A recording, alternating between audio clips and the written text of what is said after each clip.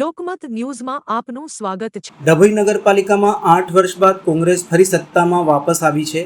તાજેતરમાં જાહેર થયેલી સ્થાનિક સ્વરાજ્યની ચૂંટણીમાં 9 વોર્ડની કુલ 36 બેઠકોમાંથી કોંગ્રેસને 21 અને ભાજપને 15 બેઠકો મળતા કોંગ્રેસને સ્પષ્ટ બહુમતી મળી હતી।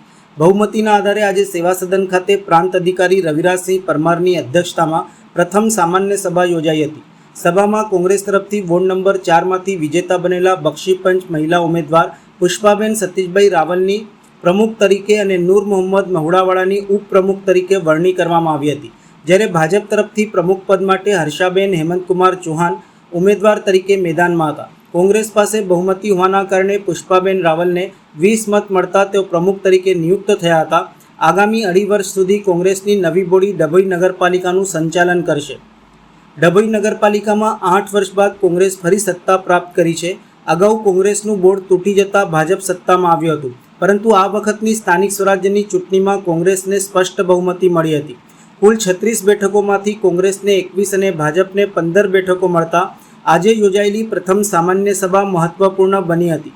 સેવા સદન ખાતે યોજાયેલી આ બેઠકમાં કુલ 35 સભ્યો હાજર રહ્યા હતા, જેમાં કોંગ્રેસના 20 અને ભાજપના 15 સભ્યો સામેલ હતા।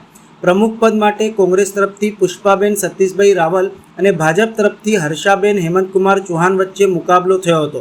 બહુમતી કોંગ્રેસ તરફ હોવાના કારણે પુષ્પાબેન રાવલ નવા પ્રમુખ તરીકે ચૂંટાયા હતા, જ્યારે નૂર મોહમ્મદ મહુડાવાળાની ઉપપ્રમુખ તરીકે વરણી કરવામાં આવી હતી। આ પ્રસંગે કોંગ્રેસના અગ્રણી નેતાઓ સિદ્ધાર્થ પટેલ, પૂર્વ ધારાસભ્ય મધુભાઈ શ્રીવાસ્તવ, ચંદ્રકાંત શ્રીવાસ્તવ, શહેર પ્રમુખ સતીશભાઈ રાવલ, તાલુકા પ્રમુખ સુધીરભાઈ બારોટ સહિત મોટી સંખ્યામાં કોંગ્રેસના કાર્યકરો અગ્રણીઓ ઉપસ્થિત રહ્યા હતા।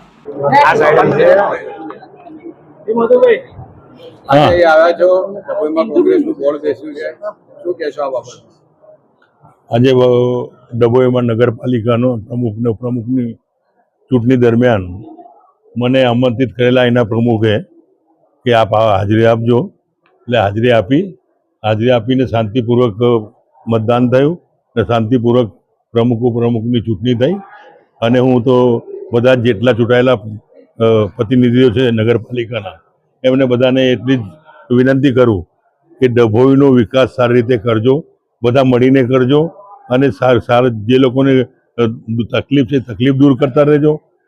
અગાઉ સાંભળેલું હતું કે આવું કરીશું તેવું કરીશું, એટલા માટે મારે આવવું પડ્યું હતું કે બધા બાહુબલીની વાતો કરતા હોય ને તે બાહુબલીને ગજવામાં મૂકીને ચાલતો આવ્યો છું અને આજે સપોર્ટ કરવા આવ્યો છું કોંગ્રેસને, એના માટે કે સારા વિકાસ કરે, સારા કાર્ય કરે।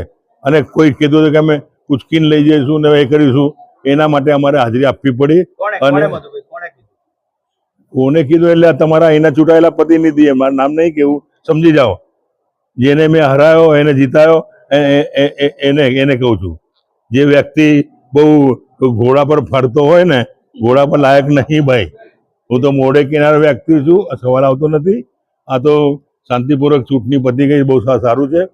જરા કંઈક થયું હોત તો તકલીફ થાત, અગાઉ લોકોને બી તકલીફ થઈ જાય, એવી રીતે તકલીફ ના થાય એના માટે અમે શાંતિપૂર્વક ચૂંટણી બતાવી। ડભોઈમાં પેલું તો ડ્રેનેજનું કામ કરવા જેવું છે, અને પેલું પાણીનું પ્રેશર આવે પીવાના પાણીનું, એને રોડ, આ 3 વસ્તુ જરૂરિયાત વસ્તુઓ હોય છે, એ કરવા જેવી છે, જરૂર છે। અને જ્યાં જ્યાં ગલીઓમાં પથ્થર પેવિંગ નથી ત્યાં પથ્થર પેવિંગ કરે અને સારું કાર્ય કરે, એ શુભકામના પાઠવું છું।